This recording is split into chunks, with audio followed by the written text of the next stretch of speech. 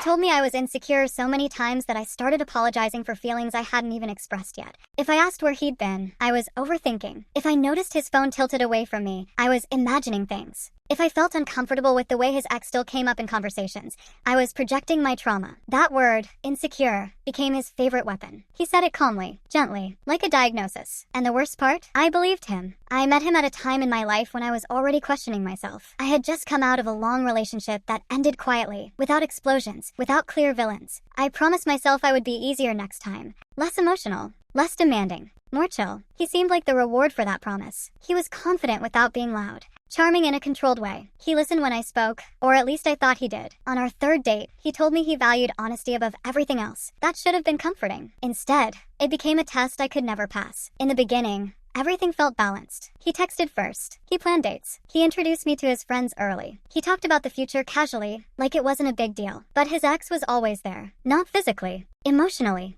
He mentioned her in passing at first. Stories about trips they took. Jokes they shared. Little comments like, she used to hate this place, or, my ex would have loved this. Every time her name came up, something in my chest tightened. Not jealousy exactly. More like displacement. Like I was standing in a space that was never meant to be mine. The first time I said something about it, I tried to be careful. I just feel a little weird when she comes up so often, I said. I'm not accusing you of anything. I just want to understand. He sighed, smiled sadly, took my hand. This is what I mean, he said. You're insecure, and you don't even realize it. That sentence landed harder than I expected. He explained it slowly, patiently. How he was just being honest. How he wasn't hiding his past. How a confident woman wouldn't feel threatened by memories. I apologized. I didn't even know what for. After that, I stopped bringing it up. But the discomfort didn't go away. It grew quieter, sharper. It showed up in small moments. When he'd get a notification and turn his phone face down. When he'd step out to take calls. When he'd laugh at something on his screen and not share it with me. Each time I told myself the same thing. Don't be insecure. Don't ruin this. Don't become the problem. One night, we were lying in bed, scrolling separately. I leaned over to show him something on my phone,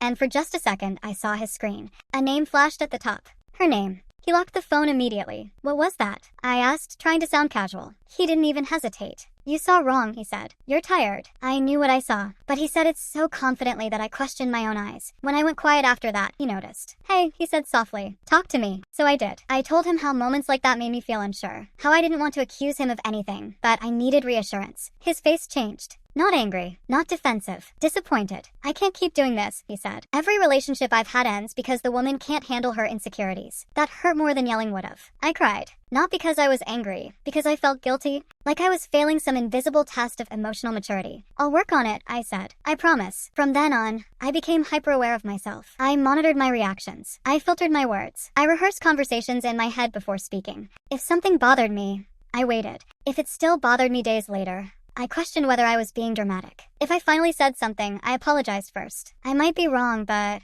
I don't want to seem insecure, but I know this is probably just me. He never had to say it anymore. I said it for him. The shift was subtle, but real. He started pulling away in ways I couldn't quite name. Less affection, shorter replies, more time busy. Whenever I asked if something was wrong, he smiled and said, see, this is what I mean. One afternoon, I ran into a mutual acquaintance at a cafe. Someone who knew both of us. We made small talk. She asked how things were going. I hesitated. Good, I said. Why? She paused, then said, oh, no reason. I just thought you knew. Knew what? She looked uncomfortable. Changed the subject. Finished her coffee quickly. That interaction stayed with me. That night, I asked him about it. I told him what she'd said. I asked if there was something I should know. He laughed. Wow, he said. Now you're letting other people feed your insecurities too? I felt stupid, paranoid, small. I dropped it. But something inside me cracked that day. Not loudly, quietly. I started noticing patterns instead of moments. How every concern I raised became a flaw in my personality. How his actions were never examined, only my reactions. How communication always ended with me shrinking. Then, one evening, I received a message request on social media from someone I didn't recognize at first. Her profile picture loaded. It was her.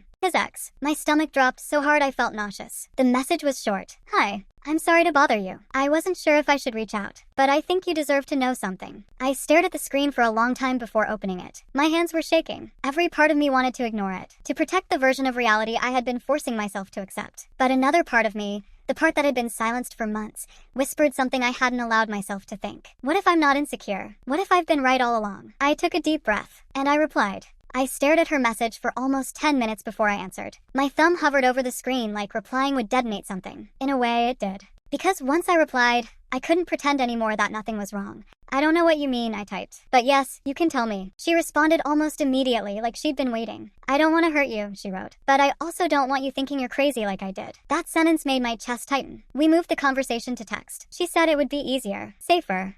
Her name looked strange in my inbox. Too familiar for someone I'd never met. Like she'd always been there, just outside my awareness. She started slowly. She said when they were together, he used the same words on her. Insecure. Overthinking. Dramatic. She said every argument ended with her apologizing for reacting instead of him explaining his behavior. I felt cold reading it. Then she sent the first screenshot. It was dated just a few weeks after he and I became official. The message was from him. I miss you sometimes. Not in a way that means anything. Just, you understood me better than most people. My heart started pounding. I told myself it could be innocent. Emotional honesty. Closure. Then she sent another. This relationship feels different, but not in a good way. I feel like I'm walking on eggshells again. Again. He had used that exact phrase with me. Word for word. I scrolled up through our own messages, hands shaking, and found it. A text he'd sent me during one of our talks. I just don't want to feel like I'm walking on eggshells around you. I felt sick. She didn't dump everything at once. It was like she knew my limit. Screenshot by screenshot, she dismantled the version of him I'd been holding on to. He complained about me to her, about my emotional reactions, about how I was sweet but fragile, about how exhausting it was to constantly reassure me.